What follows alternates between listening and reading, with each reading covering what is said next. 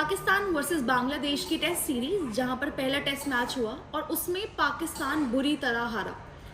अब बांग्लादेश के खिलाफ वो जो टेस्ट मैच था वहाँ पर अगर हम बॉलर्स की बात करें, शाहीन शाह अफरीदी की बात करें, तो उनका परफॉर्मेंस इतना ज़बरदस्त नहीं रहा, जिसकी वजह से जो दूसरे टेस्ट मैच की प्लेइंग 11 आई उसमें शाहीन शाह अफरीदी उस प्लेइंग 11 का हिस्सा नहीं थे। पहले टेस्ट मैच में उन्हें जो विकेटें भी मिली वो नीचे की विकेटें मिली और शायद उन्होंने नई गेंद से उतने असरदार नहीं वो रहे, जिस वजह से शायद वो अब टीम का हिस्सा नहीं है।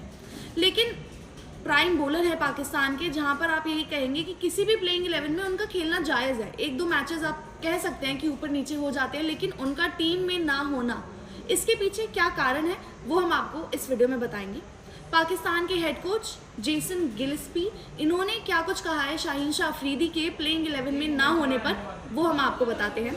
तो उन्होंने कहा है, Shaheen missed out this game, I had good conversation with him, he is fully understands and appreciates the thinking behind it. उन्होंने कहा कि वो ये गेम मिस कर रहे हैं और मेरी उनसे अच्छी खासी बातचीत हुई है, वो पूरी तरह से समझते हैं और अप्रिशिएट करते हैं जो हमारी थिंकिंग है इसके पीछे।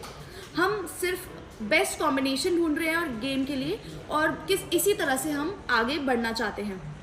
उन्होंने कहा, as I said we will look at the conditions in the morning in this side what the exact makeup of our bowling attack looks like. तो उन्होंने कहा कि अगली मॉर्निंग में पता चलेगा किस तरह का बॉलिंग अटैक होगा और किस तरह की एग्जैक्ट वहाँ पर कंडीशंस होंगी। तो इस हिसाब से जो हेड कोच है जेसन गिलिस्पी, इन्होंने ये कहा कि जो बेस्ट कॉम्बिनेशन है उसके हिसाब से शाहीन शाह अफरीदी शायद फिट नहीं बैठ रहे हैं और उन्हें बताया गया है और उनको ये चीज़ कन्वे की गई है और वो इस बात से अग्री करते हैं। उसके बाद उन्होंने क्या कहा वो हम आपको बताते हैं। उन्होंने कहा, Shaheen has been given some feedback, उन्हें फीडबैक दिया गया है। उनके जो पिछले कुछ बीते वक्त है वो काफ़ी ज़्यादा इंटरेस्टिंग निकले हैं।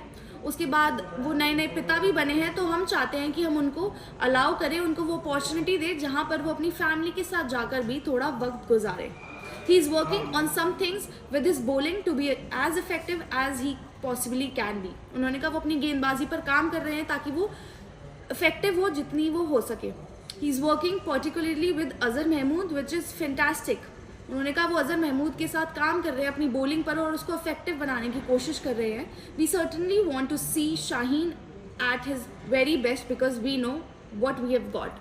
वो कह रहे हैं कि हम शाहीन का बेस्ट देखना चाहते हैं क्योंकि हमें पता है कि उनकी क्या कैपेसिटी है। अब इसको अगर आप देखें तो कुछ बातें अलग अलग कही गई। पहले कहा गया कि जी उनको कन्वे कर दिया गया है, वो अंडरस्टैंड कर चुके हैं और उनको अप्रिशिएट भी करते हैं जो हमारी थिंकिंग है, क्योंकि हम बेस्ट पॉसिबल कॉम्बिनेशन खिलाना चाहते हैं। फिर उसके बाद कहा गया कि जी पिता भी बने हैं नए, तो हम उनको फैमिली के साथ भी वक्त देना चाहते हैं। फिर उसके बाद कहा गया कि जी वो बॉलिंग पर भी तैयारी कर रहे हैं, अपनी प्रैक्टिस कर रहे हैं, अजहर महमूद के साथ काम कर रहे हैं कि वो बॉलिंग को किस तरह से और इफेक्टिव बनाएं।